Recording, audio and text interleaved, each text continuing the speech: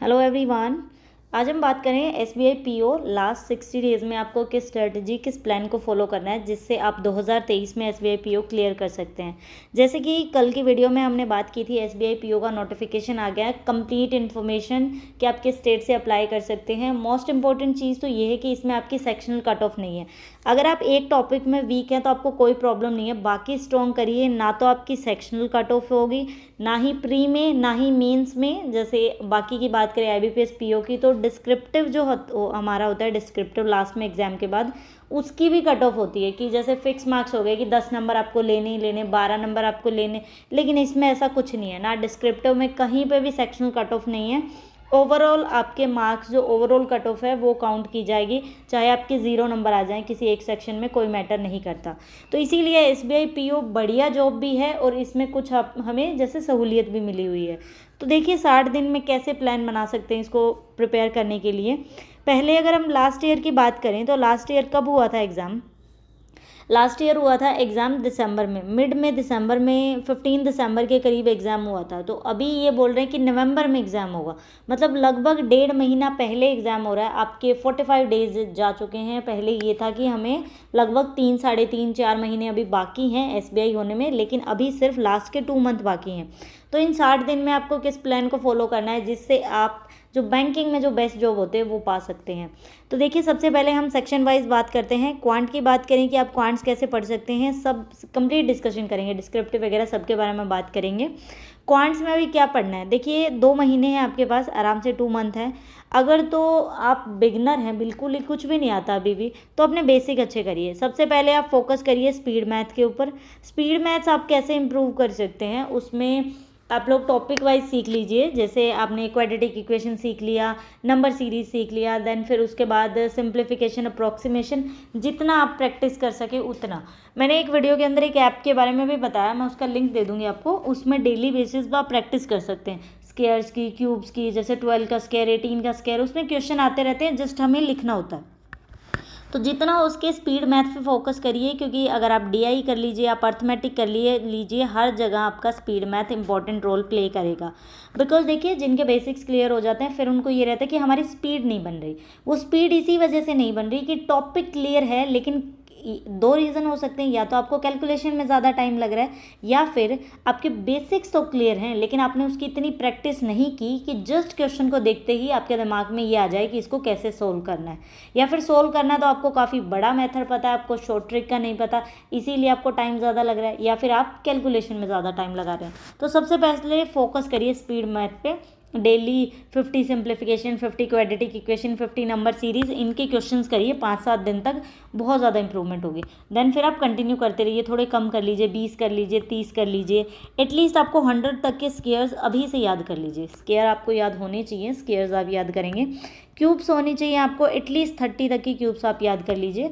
And अगर tables 20 तक याद होती हैं तो अच्छा, अगर नहीं याद होती तो रहने दो, मत करो फिर, अदरवाइज 20 तक कर लेना अगर हो सके तो। अब आपको किस चीज़ पे फोकस करना है, ये चीज़ें होने के बाद मोस्ट इंपॉर्टेंट चीज़ आ जाती है हमारी अर्थमेटिक एंड डीआई। ये 2 चीज़ें एसबीआई में इनका बहुत ज़्यादा इंपॉर्टेंट रोल है, क्योंकि अगर आप प्री की भी अगर हम बात करें ना, प्री एग्ज़ाम की भी, तो उसमें आपका अर्थमेटिक 15 से 16 नंबर का अर्थमेटिक होगा। 3 आपको डीआईज उसमें देखने को मिलेंगे, 3 डीआई होंगे। लगभग 30 नंबर का या फिर 28 नंबर का, हम मान लेते हैं कि 26-28 नंबर का आपका अर्थमेटिक एंड डीआई का पोर्शन होगा। इसके अलावा आपको नंबर सीरीज़, वो भी रॉन्ग नंबर सीरीज़ देखने को मिलेगी। एसबीआई पीओ डिफिकल्ट है, इसी वजह से रॉन्ग नंबर सीरीज़ आपको देखने को मिल सकती है। इसके अलावा कुछ क्वाड्रेटिक इक्वेशन की क्वेश्चन आ सकते हैं। सिंप्लीफिकेशन होगी तो अप्रॉक्सीमेशन होगी 2 से 3 नंबर की, अदरवाइज नहीं। इसके जो अर्थमेटिक के क्वेश्चन होते हैं ना, वो बहुत ईजी होते हैं, बस थोड़े बड़े बनाए होते हैं। अर्थमेटिक से स्टूडेंट्स डरते हैं, इसलिए अर्थमेटिक ज़्यादा डाला होता है। ये प्री का लेवल है। मेंस की बात करें तो मेंस में क्या होगा, सारी डीआईज आएंगे, कोई सिंप्लीफिकेशन, कोई अप्रॉक्सीमेशन, कोई क्वाड्रेटिक इक्वेशन, कुछ भी नहीं, सारा डीआई के क्वेश्चन होंगे। अकेले अर्थमेटिक के भी क्वेश्चन आपको 1 से 2 देखने को मिलेंगे, बाकी सारी डीआई। लेकिन जो डीआई हैं वो अर्थमेटिक के क्वेश्चन पे बेस्ड होंगी। जैसे टाइम एंड डिस्टेंस की DI आ गई, पाइप एंड सिस्टम की DI आ गई, बोट एंड स्टीम की DI आ गई, पार्टनरशिप की DI आ गई। तो आपके वो कंसेप्ट वहाँ लगेंगे DI को सोल्व करने में। बहुत डिफिकल्ट होता है मेंस का पेपर, 5 से 7 कट ऑफ जाती है। आप एग्जाम में अगर आपने पहले मेंस की प्रिपरेशन नहीं कर रखी ना, तो आप पहली 5 से 7 मिनट तो आप नेक्स्ट नेक्स्ट नेक्स्ट करके, जैसे हमारी आदत होती है ना प्री में कि पहले हम सिंप्लीफिकेशन तक पहुंच जाएं, हम आसान चीज़ें कर लें, तो वो नहीं मिलती हमें मेंस में। क्लियर? इसीलिए मेंस को अवॉइड मत करना।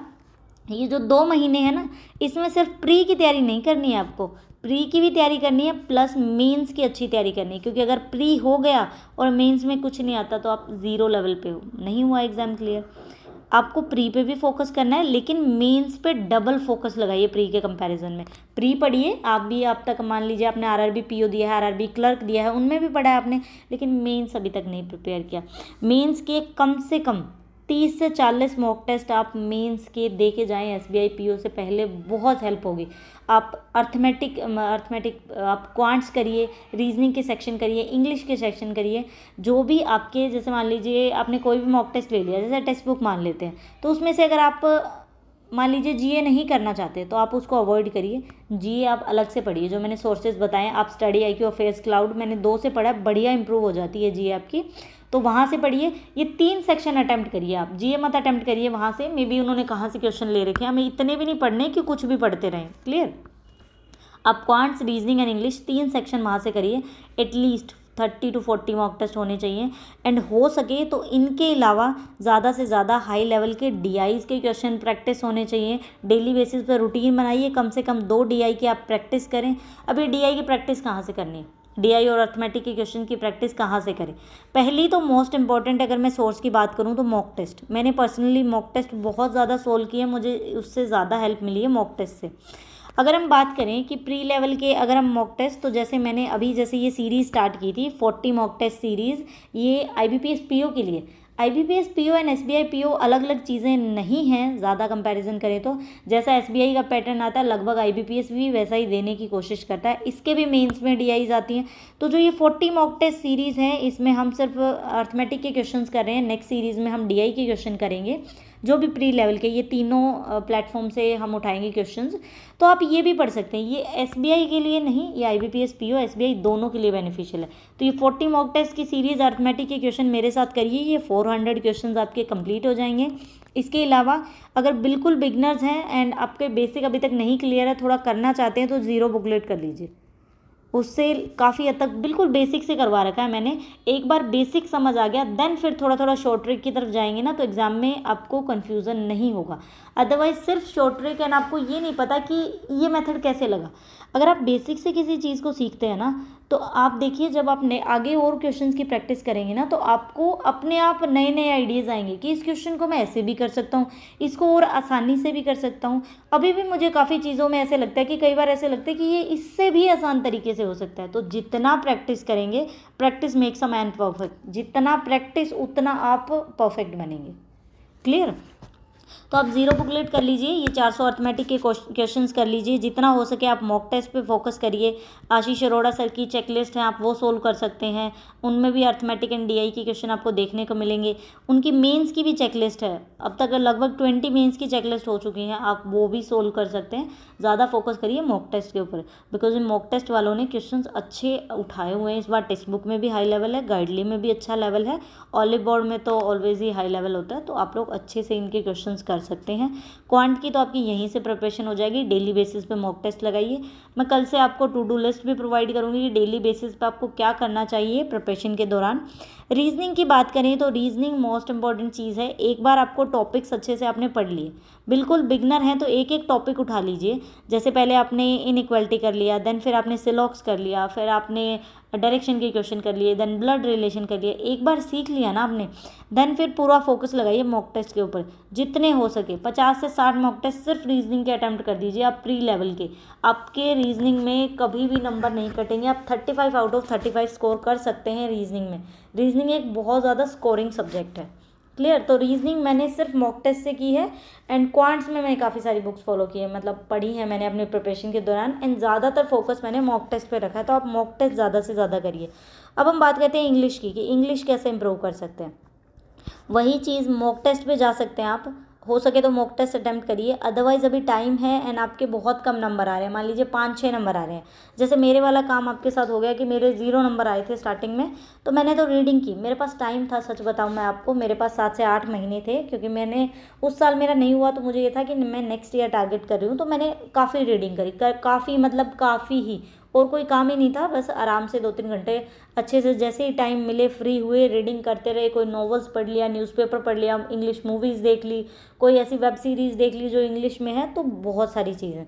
अभी उतना टाइम नहीं है तो आप लोग क्या कर सकते हैं, अगर आप न्यूज़पेपर नहीं पढ़ सकते तो कोई नॉवेल्स पढ़ लीजिए, आपको जिसमें इंटरेस्ट आ रहा है थोड़ा बहुत। अदरवाइज़ आप क्या करिए, जो रीडिंग कॉम्प्रिहेंशन होता है ना, आरसी, आप गूगल पे सर्च करिए रीडिंग कॉम्प्रिहेंशन, आपको आरसी मिल जाएंगे। देन फिर उसको पढ़िए, पहले इजी लेवल के ले लीजिए, स्टोरी बेस्ड आरसी सर्च करेंगे तो वो आ जाएंगे, फिर नॉर्मल आरसी हो गए, उसमें आपको 5 से 7 क्वेश्चंस देखने को मिलेंगे, वो सोल्व करिए जितना हो सके, लगभग 100-200 आप आरसी सोल्व कर दीजिए। आरसी आएगा 10 नंबर का, जिसमें से 2-3 नंबर के सिनोनिम्स होते हैं आपके, अगर वो नहीं भी करोगे तो आप आराम से 7-8 अटैम्प्ट कर सकते हैं। मेरे आराम से 7 से 8 अटैम्प्ट हो जाते हैं, अगर मेरे को सिनोनिम्स का मतलब नहीं भी पता हो तो भी। क्लियर। देन फिर आप कर सकते हैं, अगर आपको ग्रामर के रूल्स पढ़ने हैं तो ग्रामर के रूल्स निमिषा बंसल मैम की वीडियो है एक complete, 120 rules of English grammar, वो पढ़ लीजिए। फिर आइए आप मॉक टेस्ट के ऊपर। मुझे लगा काफ़ी स्टूडेंट्स को आपको ये डाउट होगा कि अभी तैयारी नहीं है तो मॉक टेस्ट कैसे करें। देखिए, जो चीज़ एग्ज़ाम में आएगी ना उसी को टारगेट करिए। एग्ज़ाम में मॉक टेस्ट जैसा पूरा सेक्शन आएगा इंग्लिश का, तो आप उसी सेक्शन को टारगेट करिए। डेली आप 2 सेक्शन खुद से, पहले जैसे आरसी की आप प्रैक्टिस कर लेंगे उसके बाद लगाना शुरू करिए। रीडिंग कॉम्प्रिहेंशन आप खुद से लगाइए, देखिए कितने नंबर आ रहे हैं, 2 आ रहे हैं, 4 आ रहे हैं, 5 आ रहे हैं, एरर डिटेक्शन करके देखिए, फिर उसको छोड़ मत देना। ये सबसे बड़ी गलती होती है, स्टार्टिंग में मैं ऐसे ही कर रही थी कि हो गया यार इसमें तो 5 ही नंबर आए या 6 ही नंबर आए। सबसे पहले तो ये देखो कि वो 5 नंबर आए तो वो कहाँ से आए, वो टॉपिक हमें आता था या हमने जो तुक्के मारे उससे 5 नंबर आए। सबसे इम्पोर्टेंट चीज़ तो ये देखने की है कि वो 5 नंबर हमारे सही आए हैं या नहीं आए।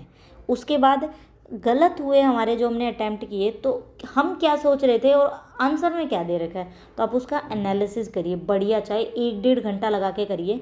इसी तरह से अगर आपने 50-60 मॉक टेस्ट, मैं रोज़ का 1 काउंट करूँ तो भी 60 मॉक टेस्ट हो जाएंगे। आप कोशिश करिए, अगर वीक है तो डेली के 2 देने की कोशिश करिए, फिर भी आप 60 ही मॉक टेस्ट लीजिए। 2-2 3-3 बार उनका रिवीजन करना है हमें।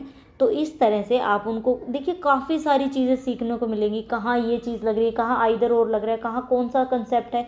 आपका इतनी बढ़िया इंग्लिश हो जाएगी। 2 दिन करेंगे, 3 दिन करेंगे, 10 दिन तक ऐसा लगेगा कि कुछ नहीं आता और टाइम वेस्ट हो रहा है और मन भी नहीं करेगा आपका करने का। फिर भी मन को ये बोलो कि मुझे सिलेक्शन चाहिए, अगर इंग्लिश की वजह से मुझे सिलेक्शन मिलेगा तो मुझे इंग्लिश पढ़नी है, देन फिर आपका सिलेक्शन होगा। लगे रहिए आप, छोड़िए मत, जो चीज़ वीक है उसको स्ट्रॉन्ग करना है। क्लियर। तो ये आपके मेथड्स हैं। मेंस की बढ़िया तैयारी करिए, मेंस का भी मॉक टेस्ट उठा लीजिए। अगर डेली नहीं कर सकते ना तो आप ऐसे कर सकते हैं, डेली जैसे आपने स्टार्टिंग के 10 दिन तो कुछ ही मत करिए, 10-15 दिन पहले तो प्री पे फोकस करिए।